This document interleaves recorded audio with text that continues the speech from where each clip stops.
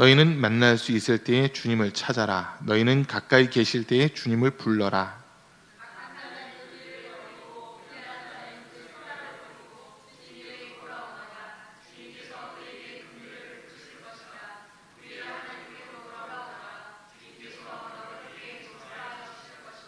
나의 생각은 너희의 생각과 다르며 너희의 길은 나의 길과 다르다. 주님께서 하신 말씀이다.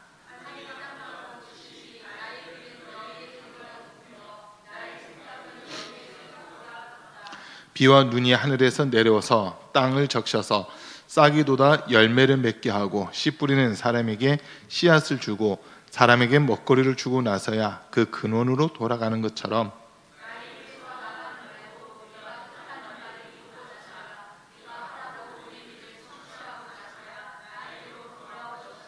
아멘. 오늘도 이렇게 주님 앞에서 함께 예배드리는 우리 모든 성도님들 삶 속에 주님 주시는 신령한 은혜와 은사와 복이 늘 충만할 수 있기를 간절히 축복합니다. 우리 주변에 계신 분들에게 주님의 사랑 사랑합니다, 축복합니다 하고 인사하겠습니다. 주님의 사랑 사랑합니다, 축복합니다. 주님의 사랑 사랑합니다, 축복합니다. 막 멀면은 가짓발 막 해가지고 서로 인사하셔야 될 텐데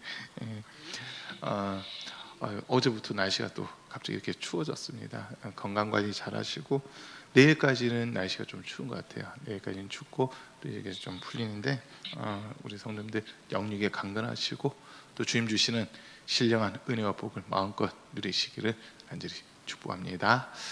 광고 말씀 먼저 좀 드리겠습니다. 한나 여성교회 오늘부터 이제 속회를 드리기 시작했습니다. 본인들끼리 모이세요 했더니 부담돼요 이러셔가지고 그냥 제가 들어가서 속회 드리고 한나 여성교회 5분 저까지 해서 6명 모였는데 오늘 속회 아주 은혜롭게 잘 드려졌습니다. 일부러 여쭤봤어요. 한나 여성교분들한테 주일날 들은 말씀 어떻게 생각나시냐고, 그리고 혹시 은혜 받은 말씀, 새롭게 깨닫다는 말씀 있냐고 여쭤봤더니 듣는 순간에는 은혜가 되는데 돌아서면 다 잊어버려요 이러시더라고요. 아 그러시군요 했죠.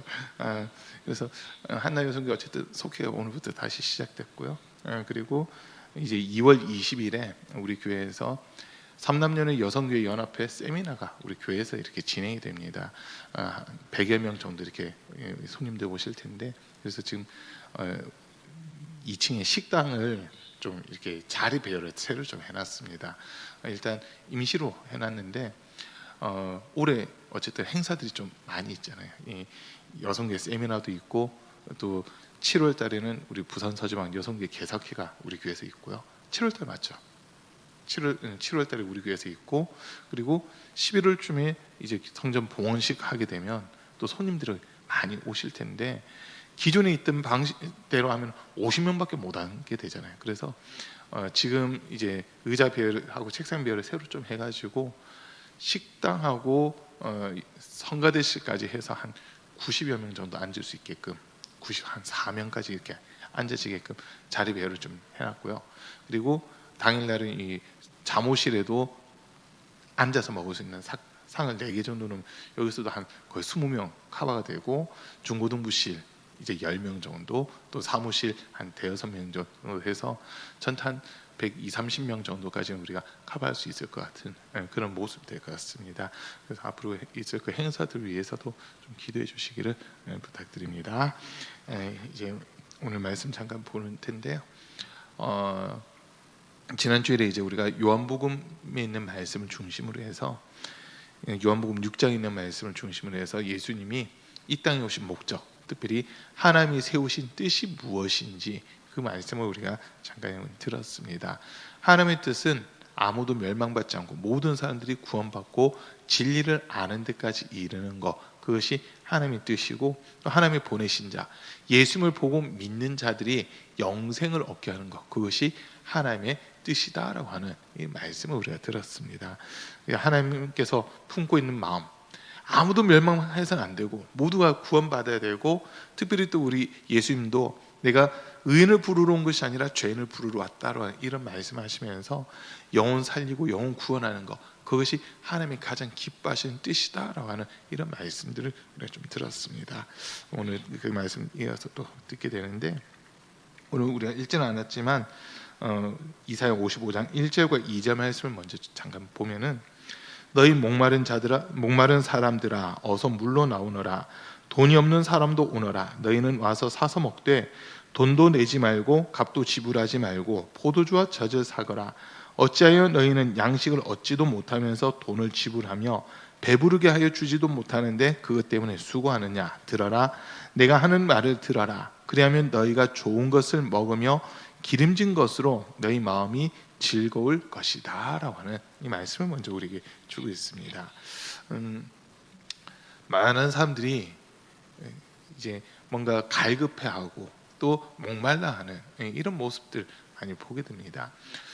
우리 용준이가요, 하루에 3끼를 먹는 게 아니더라고요. 더 먹어요. 분명 센터에서 저녁을 먹고 왔는데 배고프다고 그러더라고요. 그래서 어저께도 센터에서 저녁 먹었으니까 먹었다고 그래요. 그러더니 교회 와가지고는, 교회에 있었는데 교회에서 뭐라고 하냐면 근데 배고파요 이러더라고요. 그래서 백지희 집사님이 저녁에 또 햄버거를 또 사다 주셨어요. 그래서 햄버거 먹고 집에 갔는데 집에 가서 또 배고프다고 했던 것 같아요. 그러다 보니까 하루에 3끼가 아니라 6개 먹는 것 같아요. 하루에 6끼까지 먹는 것 같아요. 근데 혼자 이렇게 보는 거예요. 왜 이렇게 먹을까? 뭐 많이 먹는 거, 어릴 때 뭐 많이 먹으라고들 얘기를 하지만은 왜 이렇게까지 먹을까라고 했을 때 그 속에서 뭔가 충족되지 않는 부분이 있기 때문에 그걸 먹는 거로 이렇게 충족시키려고 하는 건 아닐까라고 하는 그 생각을 좀 이렇게 하게 됩니다. 뭐 똑같은 경우는 아니겠지만 많은 사람들이 뭔가 더 갖고 싶어하는, 뭔가를 하나를 가졌을 때 거기서 만족하는 게 아니라 그걸 더 가졌으면 좋겠다라고 하는 이런 생각들을 많이 품게 됩니다. 그런데 왜 그렇게 사람들이 욕심을 부리고 탐심을 부리는 걸까라고 했을 때, 이 속에서 충족되지 않기 때문에 더 많이 가지려고 하는 이런 모습들이 나타난다고 하는 겁니다. 그런데 그거는 사실 우리의 영적인 갈급함에서부터 시작되는 겁니다. 하나님의 형상대로 사람을 지으시고 하나님의 영을 사람 속에 넣으셨을 때 하나님도 기뻐하셨지만 사람도 하나님 뜻 안에서 기뻐하고 즐거워하는 이런 모습이었습니다. 그러나 죄로 말미암아 하나님과 관계가 단절되고 분리가 되면서 사람들 속에는 뭔가 채워지지 않는 그 공허함이라든지 허전함이 항상 남아있게 되는데, 이 부분은 하나님을 만나야지만 채워질 수 있는 그 부분인데 하나님이 아닌 다른 것들을 통해서 그걸 채우려고 하다 보니까 채워도 허전하고 먹어도 배고프고 마셔도 목마른 그런 일들이 일어나게 되더라라고 하는 겁니다. 여러분, 강찬 목사님 그 찬양 제목처럼 하나님을 만나면 끝난 것이다, 인정되십니까? 하나님을 만나면 우리 삶의 모든 문제는 해결이 되는 겁니다. 그래서 우리가 뭔가를 가졌기 때문에 만족하고 행복한 것이 아니라 주님 한 분이 나와 함께 하시면, 주님만 나와 함께 하시면 우리는 거기서 만족할 수 있고 기뻐할 수 있고 즐거워할 수 있는 이런 모습이 나타나게 됩니다. 우리가 이 땅에서 살아가는 동안 많은 삶의 문제들을 만나게 됩니다. 어떤 사람은 가난으로 고통받고, 어떤 사람은 저주로 고통받고, 어떤 사람은 질병으로 고통받고 하는데, 그 문제가 해결됐으면 좋겠다, 이게 사실 우리들 마음입니다. 그러나 주님을 만났을 때는 이 문제가 해결되지 않았다 하더라도 기뻐할 수 있고 즐거워할 수 있는 이런 부분들이 생깁니다. 우리가 성경을 쭉 읽어보면 에베소서, 빌립보서, 골로새서 이 세 개의 책을 우리가 일반적으로 바울 서신 중에서도 옥중 서신이다라고 하는 그 이야기를 합니다. 여러분들이 읽어보셨죠? 에베소서, 골로새서, 빌립보서 그 세 군데 한 번은 읽어보셨죠? 이거 지금까지 한 번도 안 읽어서 하시면 큰일 나는 겁니다. 근데 그 내용들을 쭉 읽어보시면 참 재밌는 게, 바울은 지금 감옥에 갇혀 있고 에베소 교회, 빌립보 교회, 골로새 교회 사람들은 감옥이 아닌 교회에서 신앙생활하면서 이렇게 살아가고 있습니다. 우리가 일본적으로 볼 때는 감옥 밖에서 자유로운 사람들이 감옥에 있는 사람들이 좀만 참아라, 좀만 기다려라, 그러면 너에게도 좋은 날이 올 거다, 이런 식으로 위로를 해야 되는 게 일반적으로 맞는 이야기입니다. 그런데 에베소서가 됐든 빌립보서가 됐든 골로새서가 됐든 읽어보면 바울이 이 성도들에게 권면하면서 하는 이야기가 뭐냐면 주 안에서 기뻐하십시오. 내가 다시 말합니다. 주 안에서 기뻐하십시오 라고 하는 그 이야기를 하고 있습니다. 지금 교회는 막 걱정이 되는 거예요. 바울이 갇혀있고 이거 일로 인해서 교회가 또 뭔가 핍박을 받으면 어떻게 하나, 우리들 가운데서 또 바울처럼 잡혀 들어간 사람들이 있으면 어쩌나라고 하면서 두려워하고 있고 걱정하고 있는데, 바울은 매를 맞았고 감옥에 갇혀 있음에도 불구하고 그 안에서 기뻐할 수 있는 겁니다. 빌립보 감옥에서 갇혔을 때도 매를 맞고 막 엉덩이에 피가 철철 나는데도 불구하고 그날 밤에 하나님을 찬양하고 있습니다. 왜?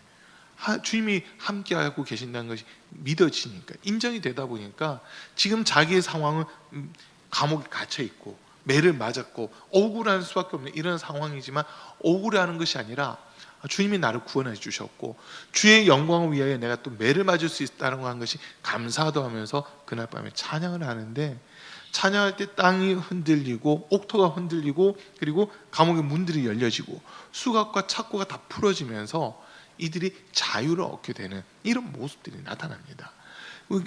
문제가 해결됐냐 안 됐냐가 중요한 게 아니라 정말 내가 예수 그리스도로 말미암아 구원받았고 하나님의 자녀가 되었다는 거, 요 한 가지만 우리가 인정이 되면 기뻐할 수 있고 즐거워할 수 있고 만족할 수 있는 그런 부분들이 생기게 됩니다. 우리가 찬양할 때도 보면 사람을 보면 세상을 볼 때, 세상을 보면 사람을 볼 때인가요? 사람을 보면 세상을 볼 때 만족함이 없었네라고 막 그렇게 찬양하는데, 나의 하나님 한 분만으로 나는 만족하겠네라고 그렇게 마지막에 고백을 합니다. 그 찬양 고백이 우리 성도들의 고백될 수 있기를 간절히 축복합니다. 자, 우리 주님이 지금 하신 말씀이 너희 목마른 사람들아 다 내게로 와라. 너희는 와서 사 먹되 돈 없이 값 없이 와서 내게 와서 포도주도 사 먹고 물도 사 먹어라 라고 하는 이 말씀을 주십니다.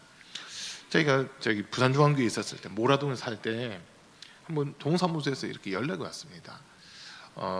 연락이 왔길래 동사무소를 한번 찾아오라고 그러더라고요. 무슨 일이냐 물으니까 일단 오래요. 그래서 가봤어요. 갔더니 이제 지역 내 그 저소득층이라든지 그 수급자들을 위해서 어떤 독지가가 식사 대접하겠다 해가지고 돈을 다 내놓쳤다는 거예요. 그 저기 샤브양에 모라에 그 샤브양 큰 게 있는데 거기에 돈을 다 지불해놨으니까 이 티켓 가지고 가서 드시면 됩니다 하면서 티켓 하나 주더라고요. 저희 식구 많은데 이 티켓 하나 가지고 가면 그 식구 다 드시면 됩니다라고 그렇게 얘기를 하는 거예요. 한쪽으로 너무 감사하더라고요. 근데 이걸 제가 왜 받아야 되는데 했더니 누군가가 이렇게 어쨌든 복지를 위해서, 지역을 위해서 돈을 투자하셨고 이건 계산이 다 된 거기 때문에 티켓만 가져가면 그냥 드실 수 있습니다라고 하는 그 이야기를 하시더라고요. 가지 못했어요. 바빠가지고 못 갔는데, 막 갔었으면 아마 우리 아이들이 더 좋아했겠죠. 학준아, 그지? 엄청. 근데 누군가가 돈을 이미 지불했다고 하니까 우리는 그 티켓 지불했다고 한 것에 대한 그 증서 같은 거, 그것만 가지고 가면 공짜로 이렇게 밥을 먹을 수 있는 그 기회를 이렇게 준다고 하더라고요. 그때 그걸 보면서 말씀을 다시 한번 생각해 보는 겁니다. 예수님이 십자가에서 죽으실 때 다 이루었다라고 하는 그 말씀하시는데, 그 말의 의미가 뭐냐면 빚을 다 갚았다, 계산이 끝났다라고 하는 그런 의미입니다. 죄의 값은 사망인데 이 사망에 대한 계산을 예수님이 십자가에서 죽으시면서 계산 다 했다라고 하는 그런 의미라는 겁니다. 그래서 우리 하나님이 지금 우리를 초청하시는데, 너희 목마른 사람들, 영적으로 갈급한 사람들, 정말 주님을 만나길 원하는 사람들은 너희는 그냥 와. 이미 값은 다 지불해놨으니까 너희는 오면 포도주도 먹고 젖도 먹고 그리고 물도 마실 수 있어. 너희가 갈급해하는 그 모든 삶의 문제들은 내게 오면 다 해결해 줄 거야. 이것에 대한 비용 치르는 걸 너희는 생각 안 해도 돼. 이미 내가 계산을 다 해놨으니 그냥 너희는 내게 오기만 하면 돼 라고 하면서 지금 우리를 부르고 계시는 겁니다. 구원에 있어서 많은 사람들이 생각하기를 내가 뭔가를 해야 될 것 같은데 라고 하는 이 생각을 참 많이 합니다. 구원은 우리가 뭘 해서 이루어지는 것이 아니라 하나님이 우리에게 거저 주시는 선물입니다. 우리 입장에서는 거저 받는 거지만 하나님 입장에서는 이미 값을 다 지불해 주신 겁니다. 그렇기 때문에 값을 다 지불해 놓으셨기 때문에 오기만 하면 된다고 하는 그 이야기를 하시는 겁니다. 여러분, 비행기 타보셨습니까? 혹시 외국 가는 비행기? 외국 가는, 우리 김영주 원사님이 이제 최소한 독일까지 갔다 오신 거잖아요. 시간 많이 걸리셨을 텐데 11시간? 와, 11시간. 예. 이스라엘 가보니까 17시간 비행기에서 탔거든요. 17시간 걸리더라고요. 이제 중간에 이스탄불에서 비행기 한번 갈아타는데 새벽에 비행기가 떨어지니까 아침 첫 비행기 뜰 때까지는 비행기가 없어요. 그래서 5시간인가 대기하다가 가다 보니까 그 5시간 대기 시간까지 해가지고 17시간인가 얼마 이렇게 비행기를 탄 적이 있었습니다. 그때는 밥이 2끼가 나오더라고요. 아침 저녁 해서 이렇게 나오는데 그 비행기 탈 때 티켓만 있으면은 비행기 그 항공권 그거만 있으면은 그 안에 이 밥값이 웬만하면 다 포함이 되어 있습니다. 저가 항공은 밥값을 따로 계산을 해야 되는데 일반적으로 보면 기내식이 포함되어 있는 그 요금으로 해서 계산이 다 돼 있는 겁니다. 그렇기 때문에 비행기 탈 때 배고픈데 나 돈 없는데 배고파서 어떻게 하지? 이거 걱정하는 사람은 바보인 거예요. 그거 걱정하는 사람은 바보입니다. 기내식 당당하게 요구해서 먹으면 되는 거고, 이제 좀 어떤 사람들은 보니까 기내식으로만 먹고 그걸 또 먹고 해서 4번이니까 받아 먹는 사람도 봤어요. 그 저기 김준현 뭐 이런 사람들 있잖아요. 그 사람들이 한번 비행기 타고 일본인가 어디 가면서 그 1시간 50분인가 비행기 타고 가면서 4번을 받아 먹더라고요. 기내식을 4번을 받아 먹는 거, 그게 한번 TV에 나온 적이 있었거든요. 그 대단한 사람들이 아무튼. 근데 이미 계산이 됐기 때문에 그걸 당당하게 요구할 수 있다는 그런 부분인 겁니다. 비슷한 겁니다. 구원에 대해서는 하나님께서 이미 예수의 피로 계산을 다 해놓으셨기 때문에 우리는 그것을 인정하는 믿음으로 주 앞에만 나오면 되는 겁니다. 근데 많은 사람들은 내가 그냥 이렇게 구원받아도 되나? 내가 뭔가를 해야 될 것 같은데 라고 하는, 여기에 계속 매여 있습니다. 아무도 안 해도 하나님이 우리를 사랑하시고 우리의 모든 죄를 예수님에게 담당시키셨다는 것만 인정하면 구원은 선물로 주시는 겁니다. 우리가 노력해서 얻어지는 것이 아니라 하나님이 우리를 불쌍히 여기시고 긍휼히 여기시면서 그게 우리에게 은혜로 다가오는 그런 모습이다라고 하는 겁니다. 그래서 우리는 하나님이 이미 우리를 위해 모든 것들을 예비하고 준비하셨기 때문에 주님 앞으로만 오면 되는데, 우리 마음속에 아직도 완전히 믿지 못하다 보니까 내가 이렇게 해서 구원받을 수 있는 거야? 뭔가 내가 해야 될 것 같은데, 뭔가 해야만 구원을 얻을 수 있을 것 같은데로, 여기 이런 생각을 우리가 벗어버리셔야 되는 겁니다. 하나님께서 우리를 부르실 때 분명 말씀하셨어요. 값 없이 돈 없이 와서 포도주와 젖을 사라. 하나님이 주신 신령 그 은혜들을 공급받으라 라고 하는 이 말씀을 우리에게 하십니다. 교회 처음 다니시면 어떤 분이 그러셨대요. 교회 가니까 막 헌금 바구니 이렇게 돌리면서 헌금하니까 이거 얼마를 어떻게 해야 되는지 몰라가지고 자기는 그냥 그 의무금식으로 해서 헌금을 한다고 막 그런 식으로 얘기를 하는 분들이 있더라고요. 11조라든지 감사금 이 개념이 없다 보니까 회비 내듯이 그 헌금을 냈다고 그렇게 얘기하는 분들도 계세요. 헌금 냈냐 안 냈냐 사실 그건 중요한 건 아닙니다. 그거는 우리가 하나님께 받은 은혜에 대해서 감사를 표현하는 방법이기 때문에 그거로 구원받았다 안 받았다 그걸 얘기를 하지 못하는 거고, 진짜 예수님을 인정하는 믿음이 있으면 그 사람 구원받는 거고, 믿음이 없으면 구원 못 받는 거, 요 차이만 있다라고 하는 거, 그건 우리가 먼저 인정을 해야 됩니다. 자, 그리고 이제 오늘 말씀 6절에 보니까 너희는 만날 수 있을 때에 주님을 찾아라, 너희는 가까이 계실 때에 주님을 불러라 라고 하는 이 말씀을 먼저 주십니다. 우리 주님이 우리가 만날 수 있는 기회가, 우리가 주님을 만날 수 있는 기회가 있는데 그게 언제냐면 우리가 육신을 입고 있는 동안은 주님을 만날 수 있는 기회가 주어지는 겁니다. 우리 주님은 지금 우리에게 고린도후서 6장 2절에서 이런 말씀을 주십니다. 보라, 지금은 은혜 받을 만한 때요, 지금은 구원의 날이로다. 우리가 언제 은혜 받아야 되느냐 하면 우리 육신이 있는 동안 은혜 받아야 되고 주님을 만나야 되는 겁니다. 많은 사람들이 생각하기로 주님이 나에게서 멀리 떨어져 있는 것 같고 주님이 내 곁에 계시지 않는 것 같이 그렇게 느끼는 경우들이 상당히 많습니다. 왜 그럴까라고 했을 때 주님과 서로 이렇게 마주보고 있으면 되는데 마주보고 있는 게 아니라 내가 주님에게서 뒤돌아서 있는 거예요. 이렇게 주님과 마주봐야 되는데 뒤돌아서 있다 보니까 내 눈에 보이는 거는 환경과 상황, 세상들이 내 눈에 보이고 주님은 내 뒤에 계시다 보면 보이지 않는 이런 모습이라는 거죠. 그런데 우리 주님께서 뭐라고 하시냐면 거기서 뒤만 돌아봐. 뒤만 돌면 돼. 뒤돌면 주님이 우리를 만나 주시고 은혜를 주시는데 우리가 뒤돌 생각이 없는 거예요. 세상이 좋아요, 물질이 좋아요, 노는 게 좋아요 막 하면서 눈에 보이는 환경과 상황들 쫓아가려고 하는 이 모습으로 우리가 살아가다 보니까 주님을 만나지 못하는 이런 모습들이 너무나도 많이 있습니다. 근데 우리 주님은 지금 말씀하시기를 우리 주님이 멀리 계신 게 아니라 가까이 계신다는 거예요. 또 지금 우리가 육신을 가지고 살아가는 동안은 언제든지 주님을 부르면 주님이 우리를 만나 주시겠다라고 하는 그 약속을 주고 있습니다. 여러분, 우리 육체의 생명이 끝나고 나면 그때는 주님 만나고 싶어도 못 만납니다.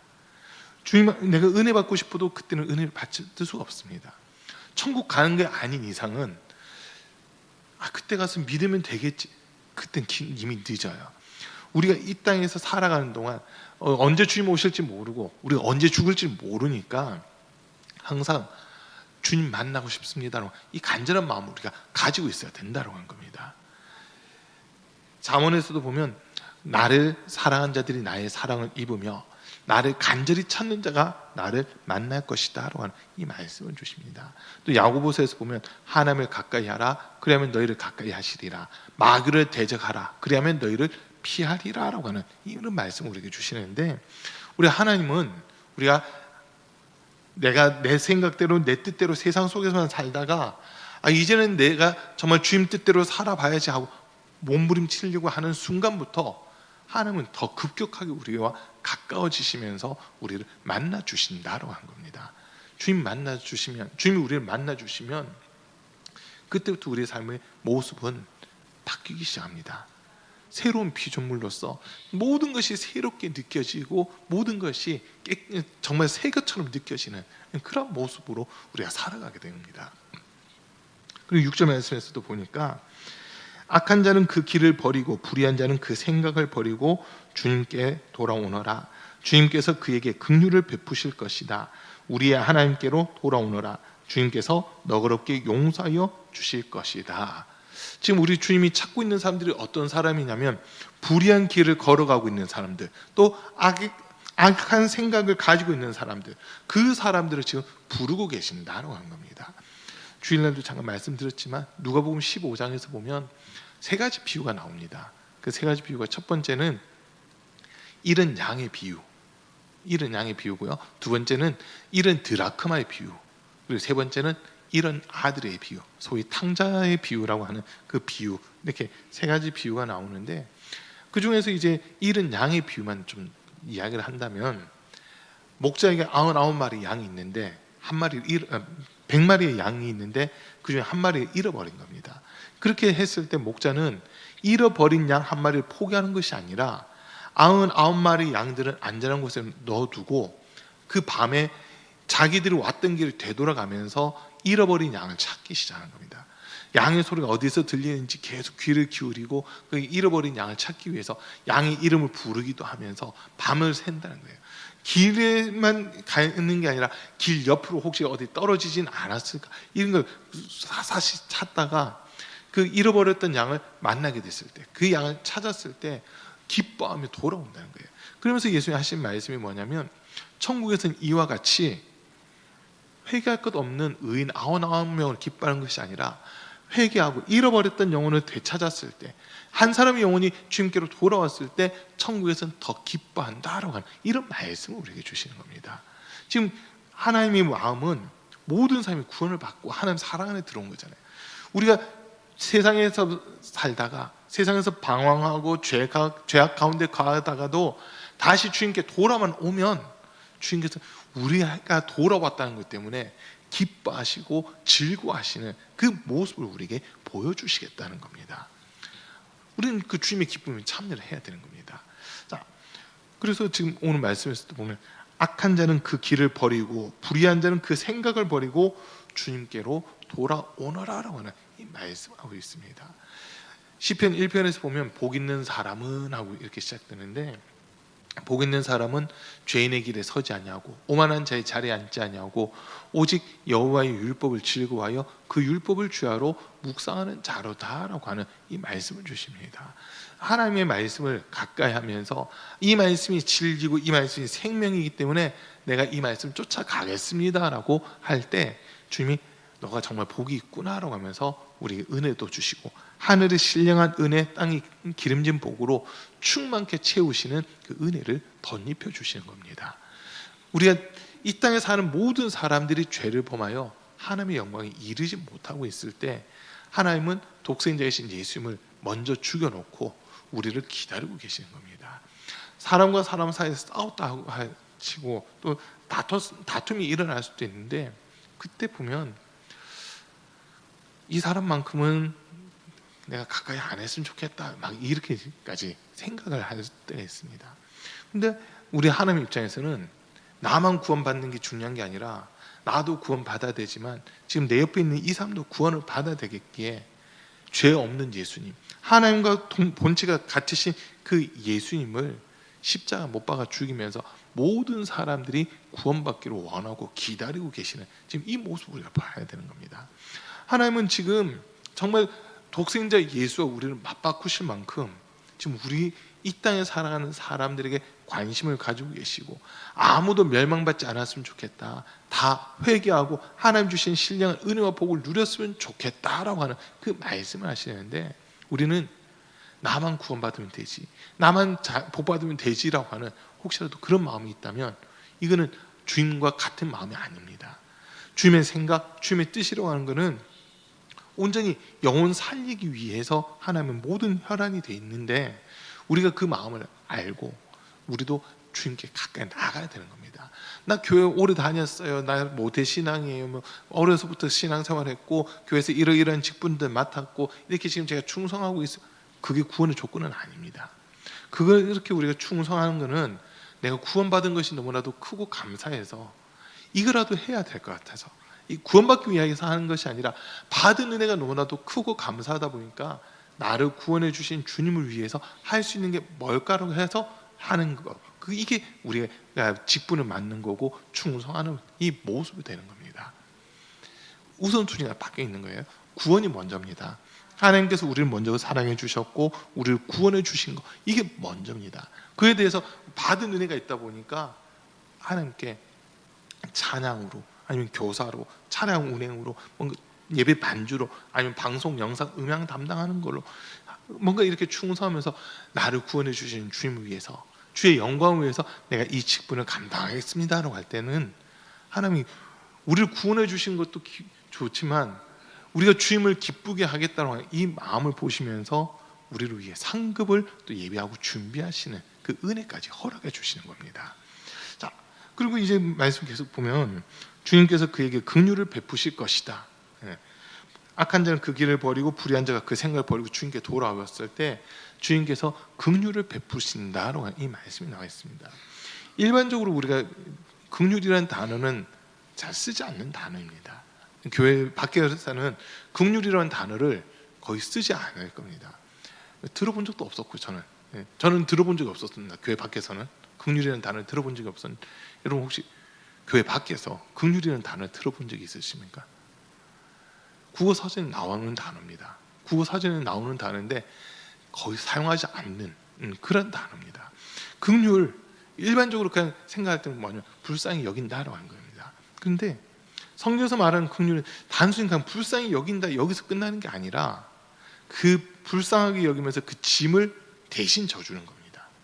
예수님이 말씀하신 것을 보면 수고하고 무거운 짐진 자들아 다 내게로 오라 내가 너희를 쉬게 하리라고 이 말씀을 주시는데, 우리의 짐을 대신 짊어지시면서 우리에게 평안함을 주고 쉼을 주시는 것, 이게 긍휼의 모습이다라고 하는 겁니다. 짐을 대신 져준다, 이 의미까지 여기에 포함이 되어 있는 겁니다. 그러니까 이제 우리가 죄로 말미암아 고통받고 죄로 말미암아서 하나님과 우리 사이가 관계가 단절되어 있는 이런 모습이지만, 하나님께서는 너희는 이렇게 해서는 구원받지 못해, 너희가 이렇게 하나님을 떠나고 우상 숭배하고 죄를 범해서는 결코 구원을 얻을 수가 없어, 이거는 너무나도 불쌍해. 그런데 너희 힘으로 해결할 수 없으니까 너희의 이 짐은 내가 대신 짊어질게, 너희는 내가 주는 쉼, 평안, 안식을 누려라고 하면서 우리를 대신에 짐을 져주시는 거, 이게 긍휼이다라고 하는 겁니다. 하나님께서 우리에게 긍휼을 베푸시면서 우리에게 아무 조건 없으면 안 될 테니까 내게 오기만 하라고 하는 이 말씀을 주시는 겁니다. 하나님 우리에게 요구하시는 건 요거 한 가지밖에 없습니다. 하나님께 돌아오라는 겁니다. 하나님께 돌아오면 우리에게 죄를 묻지도 않겠다, 너가 어떻게 살았는지 내가 따지지 않겠다. 왜? 내게 돌아왔으니까 그거 하나만으로도 나는 충분하다라고 하는 이 말씀을 우리에게 주시는 겁니다. 자, 이제 그러면서 계속 보면은 우리의 하나님께로 돌아오너라 주님께서 너그럽게 용서하여 주실 것이다. 하나님 우리를 너그럽게 용서해 주시겠다, 이 약속의 말씀을 주십니다. 지금 이 이사야 55장 남유다가 멸망하고 70년의 포로 생활을 거치면서 지금 하나님 주시는 그 말씀들인데, 지금 하나님께서 이렇게까지 돈 없는 자도 와서 막 묻고 사 먹으라고 하는 이 말씀, 돈 없이 값 없이 와서 포도주 사라고 하면서 초청하시고, 불의한 자는 그 길을, 악한 자는 그 생각을 버리고 여호와께로 돌아오라고 하셨을 때 이스라엘 백성들의 모습이 어떠하느냐, 성경 잠깐만 찾아보겠습니다. 이사야 66장입니다.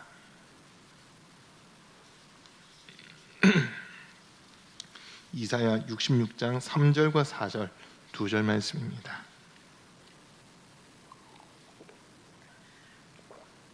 이사야 66장 3절 4절 두 절 말씀 한번 같이 읽겠습니다. 시작. 소를 죽여 제물로 바치는 자는 사람을 제물로 바치는 자와 같다. 양을 잡아 희생 제물로 바치는 자는 개의 목을 부러뜨리는 자와 같다. 부어드리는 제물을 바치는 자는 돼지의 피를 바치는 자와 같다. 분향을 드리는 자는 우상을 찬미하는 자와 같다. 이러한 제사장들은 나의 뜻을 묻지 않고 제 뜻대로 한 자들이다. 오히려 가증한 우상 숭배를 즐겼다. 가증한 우상들을 진정으로 좋아하였다.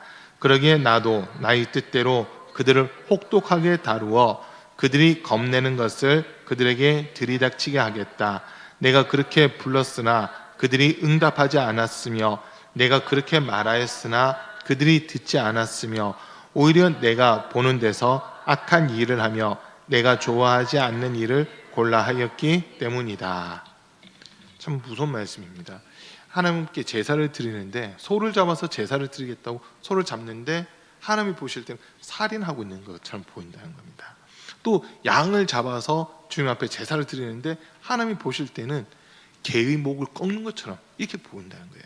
또 짐승의 그 피를 받아서 이렇게 주님 앞에 드릴 때는 마치 돼지의 피를 갖다가 하고 있는 그런 모습을 하나님 보고 계시는 거예요.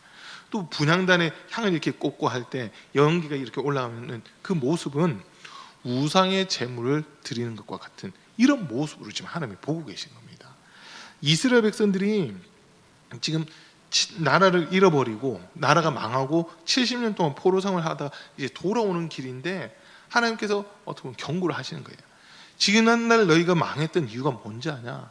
하나님을 업신여기고 마음에 하나님 두기를 싫어하는 이런 죄악들을 너희가 범했다. 그러니까 너희의 예배가 형식적인 예배가 되다 보니까 내가 받을 수 없는 그런 예배를 너희가 드리고 있었다라고 하는 이 경고의 말씀을 주시는 겁니다. 눈으로 볼 때는 소를 잡았어요, 양을 잡았어요, 염소를 잡고 비둘기를 잡고 그렇게 하면서 분향들을 제대로 한 것 같지만 형식적인 제사, 형식적인 예배다 보니까 하나님이 받을 수 없는 그런 제사를 이 제사장들이 올려드리고 있었다는 겁니다. 그러다 보니까 이스라엘에 더 이상 하나님이 이스라엘을 지킬 수도 없고 보호할 수도 없는 그런 위치에 이스라엘 백성들이 벗어나는 거죠. 하나님의 시선에서 벗어나 버리다 보니까 나라가 망하게 되는 건데, 그런 이스라엘 백성들이 오늘 주신 말씀이 그동안 했던 습관적인 거 이거 벗어버리고 진짜 마음을 다하고 뜻을 다하고 힘을 다해서 하나님 사랑하는 이 자리로 나오라고 하는 이 초청을 지금 하고 계시는 겁니다. 이왕 예배 드리는 거 하나님이 기뻐 받으실 만한 예배를 우리는 드려야 된다고 하는 겁니다. 자, 그리고 오늘 말씀에서도 보면 8절 말씀에서 나의 생각은 너희의 생각과 다르며 너희의 길은 나의 길과 다르다. 주님께서 하신 말씀이다. 하늘이 땅보다 높듯이 나의 길은 너희의 길보다 높으며 나의 생각은 너희의 생각보다 높다라고 하는 이 말씀을 지금 주십니다. 하나님의 생각과 우리 생각이 너무나도 다르다라고 하는 이런 말씀인데, 우리의 생각은 어디에 미쳐 있냐면 이 땅의 것들, 눈에 보이는 것들에 이렇게 우리의 생각이 미치고 있습니다. 그러다 보니까 사람들이 많이 생각하는 것이 목숨을 위하여 무엇을 먹을까, 무엇을 마실까, 몸을 위하여 무엇을 입을까라고 하며 염려하는 이런 모습들입니다. 근데 하나님이 우리에게 주고자 하시는 것은 무엇을 먹을까, 무엇을 마실까, 무엇을 입을까, 이게 아니라 우리에게 영생을 주고자 하시는데, 하나님이 우리에게 선물로 주고자 하신 것과 우리가 요구하는 것들이 너무나도 다른 이런 모습이다라고 하는 겁니다. 자, 예수님의 말씀을 놓고 보면 마태복음 5장, 6장, 7장에서 예수님이 하신 말씀들을 놓고 보면 원수가 네 오른뺨을 치거든 왼뺨을 돌려대고 오리를 가져가면 심리를 같이 가지고 겉옷을 달라고 하면 속옷까지 내주라라고 하는 이 말씀을 예수님이 하십니다. 말도 안 되는 그런 상황인 것 같잖아요. 말도 안 되는 상황인 것 같아요. 그런데 우리 주님이 그렇게 말씀하신 거는 우리 주님께서 우리에게 그렇게 행하셨다라고 하는, 그게 전제가 되어 있습니다. 오른뺨을 쳤다라고 하는 거는 여러분 한번 잘 생각해 보셔야 됩니다. 어떻게 하면 내가 오른뺨을 맞을 수 있을까 한번 잘 생각해 보십시오. 일반적으로 두 사람이 싸운다고 할 때는 대다수 사람들이 오른손잡이잖아요. 오른손잡이다 보니까 오른손으로 상대방을 치게 되면 오른뺨 맞는 게 아니라 왼뺨을 맞게 됩니다. 그러면 오른뺨을 맞는 방법은 둘 중 하나예요. 왼손으로 맞든지, 권사님 정답, 손등으로 맞든지, 요렇게 맞는 게 아니라 요렇게 맞는 겁니다.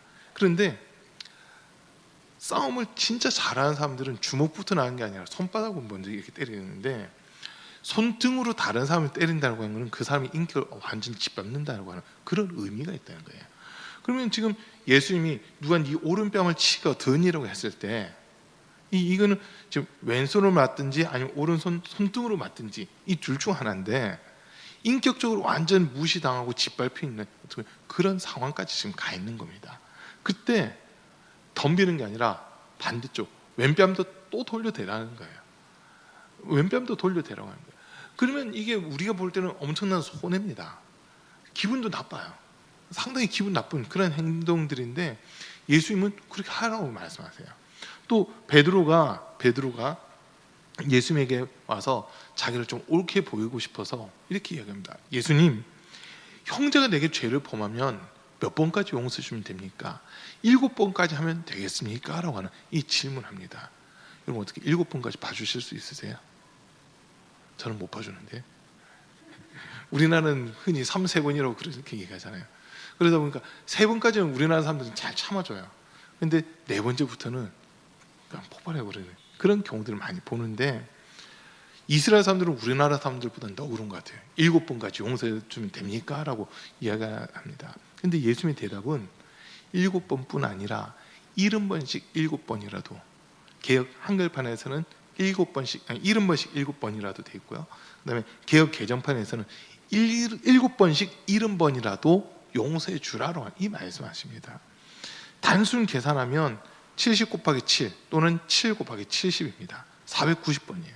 그런데 이 부분을 가지고 선한 목적의 유기성 목사님이 설교하시면서 뭐라고 하시냐면, 계산법이 우리가 계산하는 그 계산법이 아니라는 겁니다.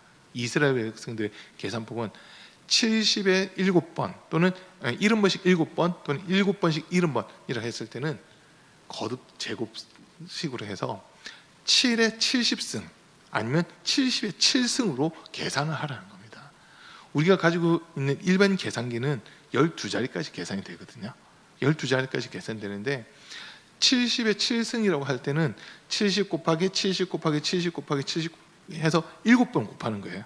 70 곱하기 70 이거를 그 다음에 70 곱하기 또 70 곱하기 70 곱하기 70 해서 7번까지 이렇게 딱 계산을 해보는데 그 5번인가만 넘어가면 12자리가 확 넘어가 버리더라고요. 제가 계산기에 두드려 봤거든요. 궁금해가지고 두드려 봤어요. 공업용 그 계산기 있잖아요. 공학용 계산기로는 그 딱 하면은 계산이 나오더라고요. 그런 건 계산이 나와요. 근데 일반 계산기는 12자리까지밖에 안 되다 보니까 70 곱하기 70 곱하기 해서 5번인가 6번 하니까 12자리 넘어가서 에러가 뜹니다. 7 곱하기 7 곱하기 이것도 10몇 번까지만 딱 하니까 벌써 에러 딱 떠오르더라고요. 그러니까 일반적으로 12자리 1, 10, 100, 1000만, 10만, 100만, 1000만, 억, 10억, 100억, 1000억 정도 되는 그 숫자인데도 그걸 넘어서는 그만큼 용서를 해줘라. 이게 어떻게 보면 예수님 말씀이라는 거예요. 그렇게까지 예수님이 말씀하신 이유는 예수님이 우리에 대해서 그렇게 용서해 주시겠다는 겁니다. 우리는 예수님의 무한한 그 은혜로 말미암아 죄 용서받은 자들입니다. 우리의 죄가 얼마나 많냐 했을 때 우리 머리카락 개수보다 많다고 하는 그런 이야기들을 흔히 합니다. 혹시 머리카락 세보셨어요? 머리카락 세는 사람은 없을 겁니다. 머리카락 세는 사람은 없을 텐데 엄청나게 많다는 것은 틀림없는 사실입니다. 저희 동준이 어렸을 때 상당히 걱정했습니다. 왜냐하면 머리숱이 없어가지고. 동준이가 머리숱이 없었어요. 그런데 지금은 머리숱이 상당히 많습니다. 엄청 많아요. 저도 이발소 가니까 이제 모라동에 있었을 때 이발소 가 보면 이발사님이 이제 교회 밑에 이발소를 저희가 갔는데 주일날마다 이제 저희 아버지도 보고 하시니까 아버지를 뵐 때는 머리가 벗어질 것 같은데 근데 목사님 머리 보니까 안 벗어지겠네, 머리숱이 많아서 걱정 안 해도 되겠습니다, 이런 얘기를 막 하시더라고요. 그래서 감사하다고 막 그랬는데 제가 제 머리카락 숫자는 세보진 못했어요. 너무 많아가지고 셀 수가 없습니다 일단. 근데 우리의 죄가 하나님 앞에서 우리의 죄가 어떻게 보면 우리 머리카락보다도 많다고 하는데 우리 하나님은 우리의 죄가 얼마나 됐든 그 신경 안 씁니다. 그 모든 죄를 예수님이 다 떠넘기시고 우리를 대신해 예수님을 죽이고 우리가 사는 그 길을 열어놓으신 겁니다. 이거는 전적인 하나님의 은혜라고밖에 말할 수 없는 그런 부분인데 하나님은 지금도 우리에게 말씀하시는 겁니다. 죄 있는 자들은 내게로 오라고. 죄 지은 자들은 내게로 와라. 너희 죄 내가 다 이미 값을 치렀다, 다 갚았다라고 하는 그 말씀을 하시는 겁니다. 예수님이 십자가에서 죽으실 때 십자가 위에서 7마디 말씀하시잖아요. 우리가 흔히 가상칠언이다라고 이야기를 하는데 6번째 말씀이 다 이루었다라고 하는 말씀입니다. 근데 그걸 원어적으로 해서 이렇게 해석해서 보면 값을 지불했다, 계산이 끝났다라고 하는 그 의미가 여기 담겨져 있습니다. 우리는 성경을 통해서 분명 깨달은 게 뭐냐면 죄의 값은 사망이다라고 하는 겁니다. 욕심이 잉태한즉 죄를 낳고 죄가 장사한즉 사망을 낳느니라. 죄의 값은 사망이요 하나님의 은사는 예수 그리스도 안에 있는 영생이다라고 하는 이런 말씀을 우리가 많이 들었습니다. 그래서 우리는 죄로 말미암아 죽을 수밖에 없는 존재, 멸망당할 수밖에 없고 지옥 갈 수밖에 없는 그런 존재였지만 하나님께서 우리의 모든 죄를 예수님에게 떠넘기신 겁니다. 이사야 53장 5절 6절 말씀을 보면 그가 찔림은 우리의 허물 때문이요 그가 상함은 우리의 죄악 때문이라. 그가 징계를 받음으로 우리가 평화를 누리고 그가 채찍에 맞음으로 우리가 나음을 입었도다. 우리는 다 양 같아서 그릇 행하여 각기 제 길로 갔거늘 여호와께서는 우리 모두의 죄악을 그에게 담당시키셨도다라고 하는 이 말씀을 우리에게 주십니다. 하나님이 우리를 보실 때 분명 우리는 죄인인데 우리의 모든 죄와 허물들을 예수님에게 다 담당시키셨기 때문에 이제 우리에게 오라고 하시는 겁니다. 주님께 오면 우리 주님은 우리에게 죄를 묻지 않으십니다. 왜? 주님 저 죄인인데요 우리가 고백할 때 알아. 근데 너의 죄는 이미 내 독자 예수가 다 담당했고 십자가 위에서 그 죄를 다 해결했으니 나는 너에게 죄를 묻지 않을 거라고 이렇게 말씀해 주시는 겁니다. 이게 하나님의 은혜입니다. 우리는 막 계산하잖아요. 이 사람이 나한테 얼마나 잘해줬다, 아니면 나한테 얼마나 빚졌다, 막 이런 거 계산합니다. 아까 소개해드리다가 제 어떤 한 사람 얘기를 하게 됐어요. 제가 군대 있을 때 저랑 제일 오랫동안 군 생활한 사람이에요. 저보다 한 기수 위에 고참인데 14일 저보다 먼저 입대한 사람이거든요. 군대 제대하고 나서 대학교 3학년인가 4학년 때 어떻게 저한테 연락이 왔습니다. 와가지고는 잘 지내냐 인사하는데 그다음 말이 뭐냐면 지금 급한 일이 있어서 돈 좀 빌려달라는 거예요. 얼마나 필요하냐 물어보니까 30만 원 정도 빌려달라는 거예요. 언제 갚아줄 거냐 물어봤죠. 그랬더니 2달 있다 갚아주겠다고. 그래서 빌려줬어요. 빌려줬는데 아직까지 못 받고 있습니다. 아직까지 못 받고 있어요. 근데 더 충격적인 거는 얼마 전에 보니까 이 서면에 또 우리 같은 중대에서 저보다 이제 10기수 위에 선임이 돈가스 집을 이렇게 하고 있더라고요. 어떻게 알고는 찾아갔죠. 찾아가서 인사를 했어요. 저는 딱 보니까 우리 그 고참이더라고요.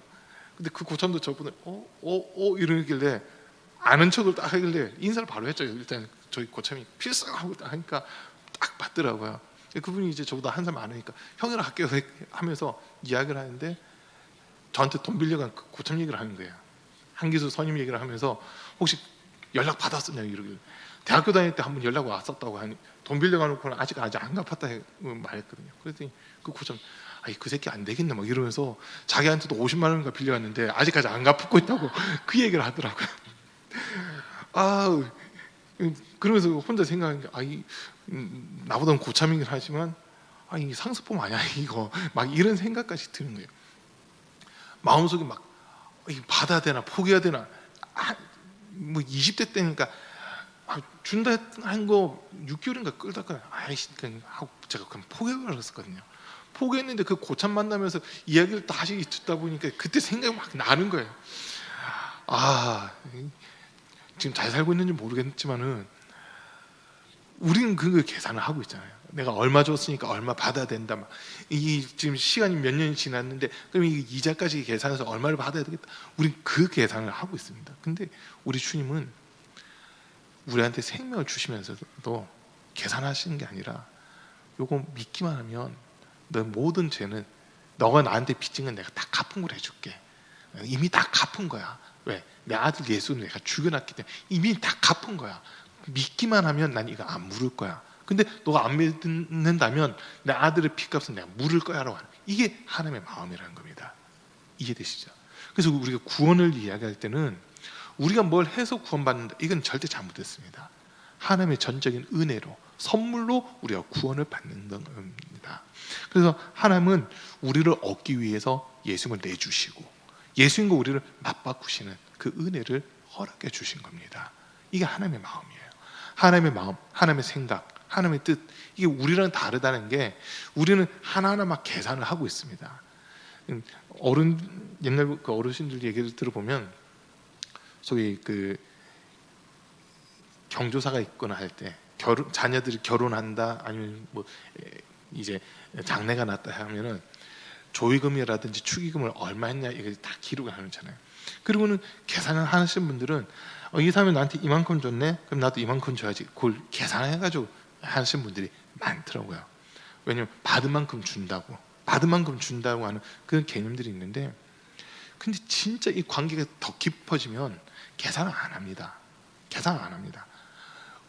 더 줬는데도 불구하고 그 계산 안 하게 되거든요. 하나님이 우리를 보실 때 지금 그 모습이에요. 우리는 어떻게 보면 축의금의 명단을 보면서 이 사람 나한테 이거밖에 안 했어, 그것 때문에 기분 나빠하기도 하고 이 사람은 뭔데 이렇게 많이 했지 하면서 깜짝 놀라기도 하는 이런 모습이지만, 우리 하나님은 우리를 보시면서 감히 계산할 수 없는 그 영수증을 우리한테 딱 내미시는 거예요. 네 죄값은 이만큼이야. 만약에 돈으로 환산한다면 수십조 되는 막 그게 되겠죠. 이건데 이만큼이 너가 나한테 갚아야 될 생명의 값인데 요거 이미 계산 끝났어. 그래서 넌 나한테 갚을 거 없고 내게 오기만 하면 돼 라고 하면서 우리를 불러주시는 겁니다. 이게 하나님의 마음이고 우리의 마음이라는 건데, 하나님의 생각은 우리의 생각과 다릅니다.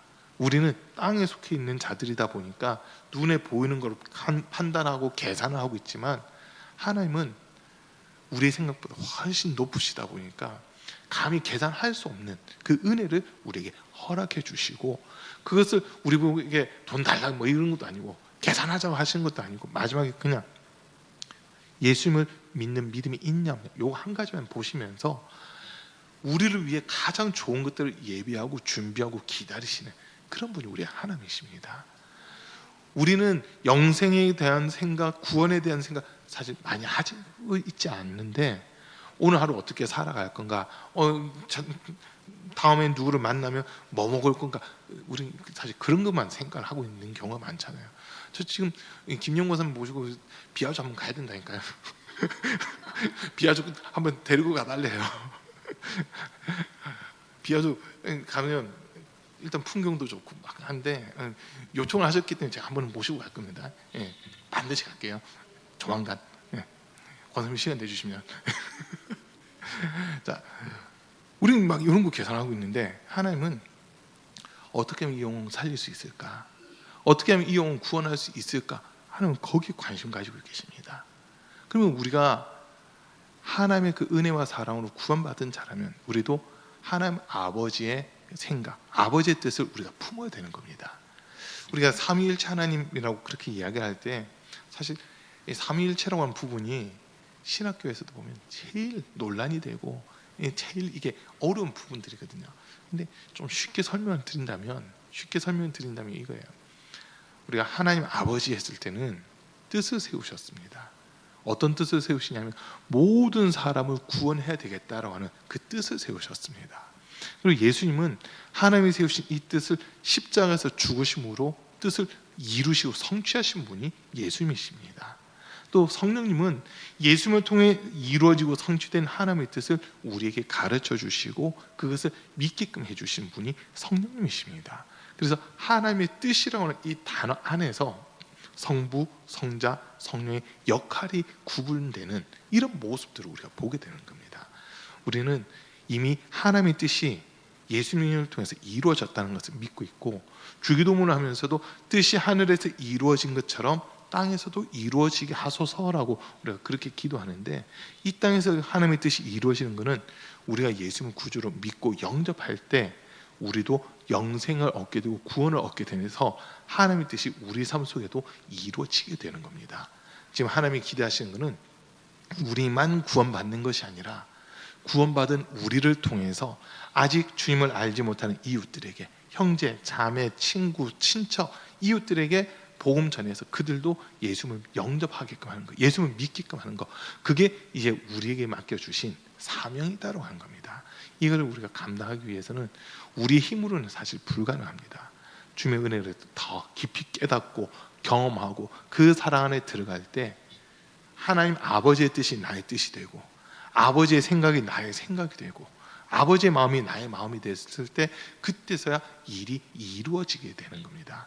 우리가 그래서 날마다 구해야 되는 게, 하나님의 뜻을 내가 품게 도와주십시오, 하나님 아버지 마음을 내가 갖게 도와주십시오, 이것 가지고 우리는 기도해야 되는 겁니다.